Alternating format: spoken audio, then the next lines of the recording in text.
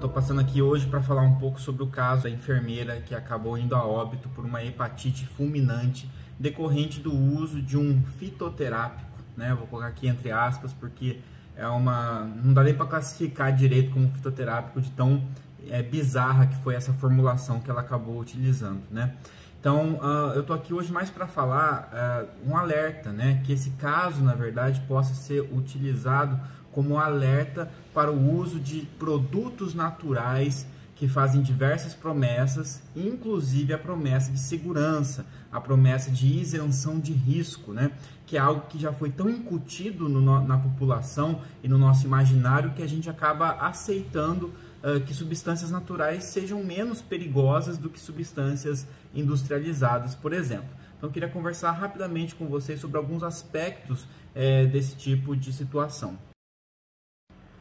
Bom, as cápsulas que ela utilizou era chamado de chá emagrecedor 50 ervas, né? Então, no rótulo do produto mesmo você já observa um rótulo muito suspeito que inclusive já coloca de uma maneira bem sensacionalista, né? Emagreça sem dieta, né? Então, uma coisa altamente sedutora para o público que deseja emagrecer, né? Ainda mais na nossa sociedade que tem toda essa pressão cultural, estética, etc., além das questões de saúde relacionadas à perda de peso, né? Então, essa pressão por emagrecer e de maneira mais rápida, de maneira mais fácil, de maneira mais eficiente, com certeza contribui para o uso indiscriminado e contribui para a falta de racionalidade na hora de usar uma substância desse tipo. No próprio rótulo trazia isso. E trazia então 50 ervas, né, 50 plantas diferentes que seriam utilizadas em conjunto para fazer essa função quase que milagrosa do emagrecimento mágico, instantâneo, né? Eu não vou aqui fazer uma análise desse produto em si, mas eu quero só trazer algumas reflexões, como por exemplo, uma planta não é um princípio ativo de medicamento. Quando você pega um medicamento na farmácia que tem um princípio ativo ali, por exemplo, paracetamol, você sabe que ali dentro tem paracetamol e você sabe exatamente a quantidade que tem ali. Quando a gente faz uso de uma planta, a gente está utilizando um conjunto de fitoelementos, um conjunto de substâncias que estão presentes naquela planta. Então, cada planta por si só já contém uma série de substâncias químicas dentro dela.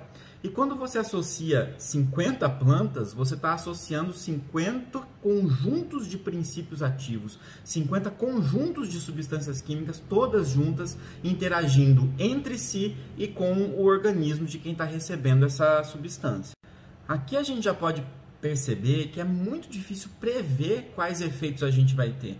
Se fossem 50 princípios ativos, já seria um absurdo. Imagina você pegar lá um antigripal, por exemplo, que tivesse 50 substâncias ali listadas na caixinha. Seria assustador do ponto de vista farmacológico. Muitas pessoas iriam falar que é uma hipermedicalização, e com razão, né? A gente realmente hipermedicaliza, a gente toma medicamento para tudo quanto é coisa.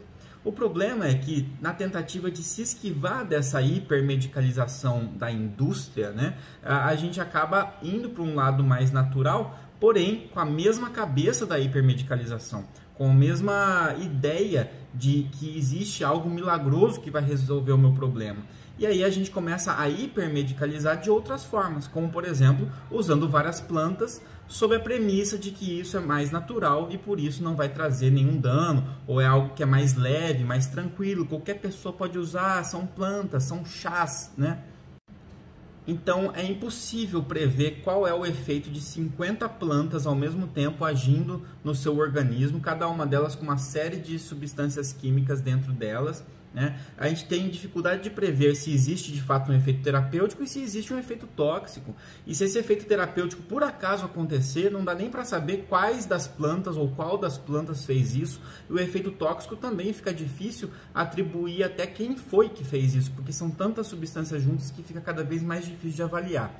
Então, com certeza, é uma associação que não tem nenhum tipo de validação científica adequada para que faça esse uso. E também não tem sequer a validação regulatória para isso, porque é uma substância que nem era permitida, essa associação nem era permitida de ser comercializada.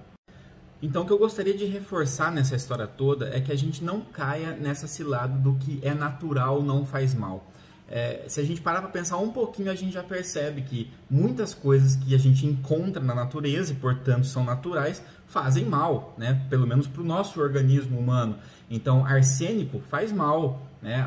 Uma planta tóxica faz mal. Um veneno de cobra é completamente natural, mas quando ela pica você, faz mal, né? Então, assim, a gente não pode simplesmente se apegar a isso. O natural é bom, o artificial é ruim. Um marca-passo cardíaco é algo construído pelo ser humano, é totalmente artificial e salva vidas, né? Então, é um absurdo a gente fazer essa distinção. Algo ser natural não tem qualquer correlação com o ser seguro.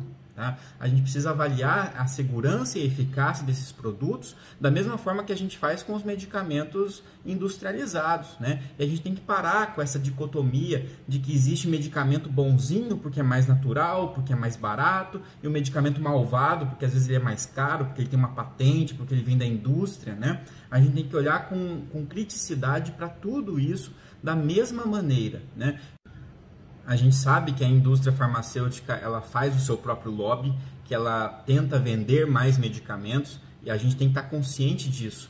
Mas enquanto as atenções, os holofotes ficam voltados para isso, existem muitos outros lobbies sendo feitos com base nessa cultura do bem-estar, nessa cultura do natural, que acaba também seduzindo as pessoas. É um lobby bastante agressivo, mas que a gente não percebe, porque ele está disfarçado de algo que luta contra a indústria, que quebra paradigmas, mas que na verdade está mantendo o mesmo sistema de hipermedicalização da sociedade, o mesmo sistema de querer oferecer curas milagrosas, o mesmo sistema que acaba levando ao excesso, né, do consumo de substâncias e da falta de um estilo de vida mais saudável, que nada tem a ver com o consumo de chá ou com o consumo de planta.